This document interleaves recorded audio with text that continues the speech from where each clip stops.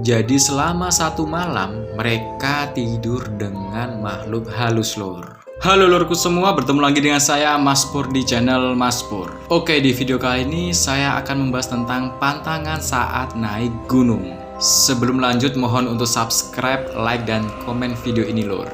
Oke, kita ke cerita pantangan naik gunung. Saat mendaki gunung kalian harus paham lor tentang apa saja yang nggak boleh kalian lakukan saat di gunung.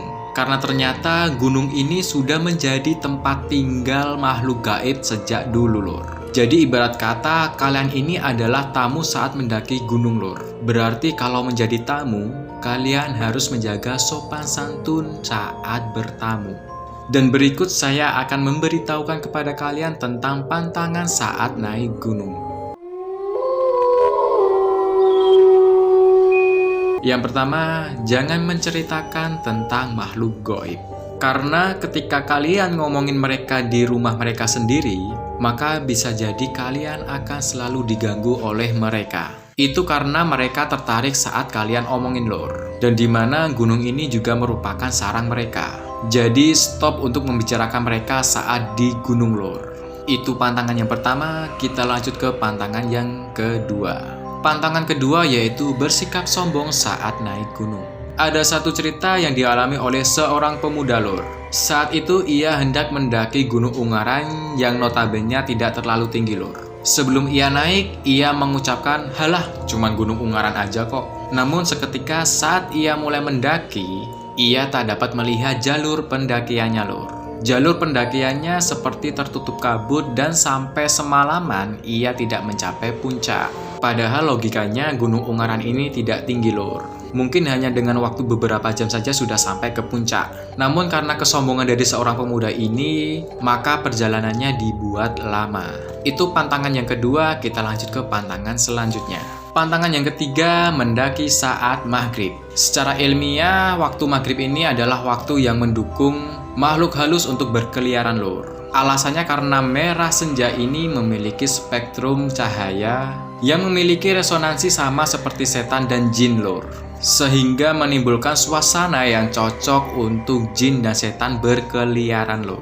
Dan juga elektromagnetik ini lebih kuat saat maghrib. Sehingga keberadaan makhluk halus bisa jadi banyak bermunculan lor. Itu pantangan yang ketiga, kita lanjut ke pantangan yang selanjutnya. Pantangan yang keempat yaitu kencing dan BAB sembarangan. Banyak yang bilang kalau gunung ini adalah pusatnya atau gudangnya makhluk halus lor. Jadi kita nggak boleh kencing atau BAB sembarangan saat di gunung. Pernah ada kejadian yang dialami oleh teman saya ini lor. Tapi kejadiannya ini tidak di gunung lor, tapi bisa jadi pembelajaran untuk kita semua. Ceritanya waktu itu ia masih kecil dan sedang bermain bersama teman-temannya. Kemudian ia kencing di dekat pohon dan di bak sampah di tempat bermain dia lor. Saat pulang ke rumah, ia merasakan panas pada kemaluannya. Lalu orang tuanya mengobatinya menggunakan obat medis namun tidak sembuh juga. Akhirnya orang tuanya memanggil orang pintar lor.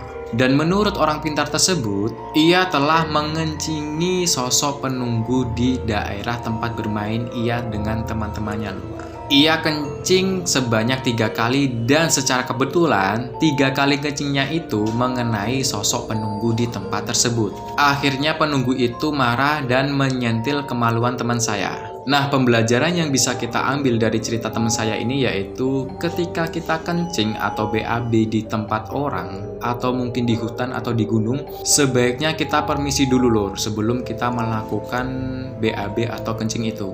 Nah, itu pantangan yang keempat, kita lanjut ke pantangan selanjutnya. Pantangan yang kelima yaitu mendaki dengan jumlah ganjil. Nah, pantangan ini sudah sangat dikenal oleh para pendaki lor. Hal yang akan kalian temui saat mendaki dengan jumlah yang ganjil yaitu rombongan ganjil akan digenapkan oleh makhluk halus lor. Yang lebih parahnya lagi, jumlah yang ganjil ini satu orang dari rombongan itu akan dihilangkan oleh makhluk halus lor. Tujuannya dihilangkan agar menjadi genap. Pernah ada kejadian yang dialami oleh seorang pendaki. Saat itu ia mendaki dengan jumlah 3 orang. Saat dalam perjalanan naik gunung, semua berjalan dengan baik-baik saja sampai tiba di tempat camp mereka. Namun saat tidur di tenda, ada salah satu dari mereka yang bangun dan melihat di tenda itu ada 4 orang. Padahal jumlah rombongan hanya 3 orang. Jadi selama 1 malam mereka tidur dengan makhluk halus lur. Nah itu pantangan yang kelima, kita lanjut ke pantangan yang selanjutnya. Pantangan yang keenam yaitu mendaki saat menstruasi. Mitos yang berkembang saat ada pendaki yang menstruasi, maka ia akan selalu diikuti oleh makhluk halus lur.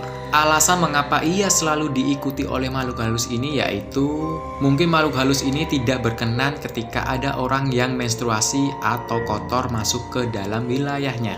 Bisa juga makhluk halus ini akan selalu mengganggu yang menstruasi ini ketika di gunung lur. Tujuannya mungkin membuat pendaki ini tidak nyaman atau tidak betah di gunung dan akhirnya turun dan keluar dari gunung. Dan bisa juga karena kebanyakan makhluk halus atau setan itu suka dengan bau yang amis.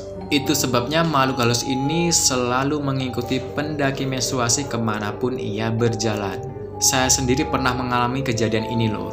Saya bersama teman-teman mendaki Gunung Merbabu melalui via jalur Tekelan. Saat kita mulai mendaki ke puncak gunung, kita tidak menemukan satupun rombongan yang berpapasan dengan rombongan kita. Mungkin karena memang jalur Tekelan ini bukanlah jalur yang favorit lur.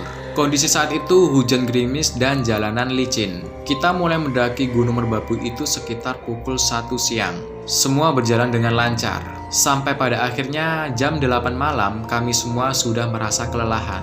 Akhirnya kami memutuskan mencari tempat landai untuk mendirikan tenda lur. Saat itu saya mencari tempat landai berdua saja dengan teman saya Tias. Sedangkan yang lainnya menunggu dan istirahat. Nah saat berjalan berdua dengan Tias untuk mencari tempat landai, saya berjalan di belakang Tias dan mulai merasakan sesuatu yang tidak enak. Dan tiba-tiba tercium bau melati di hidung saya. Bau dari melati itu sangat enak dan wangi lur.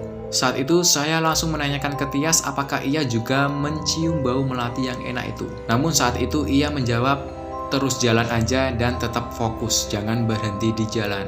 Namun kita tetap tidak menemukan tempat landai untuk mendirikan tenda. Pada akhirnya saya dan rombongan berkumpul lagi untuk tetap naik ke atas dan akhirnya menemukan tempat landai.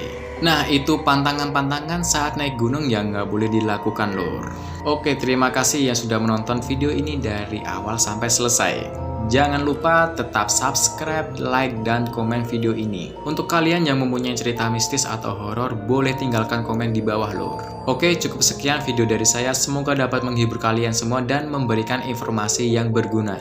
Sampai jumpa di video selanjutnya. Salam selurku.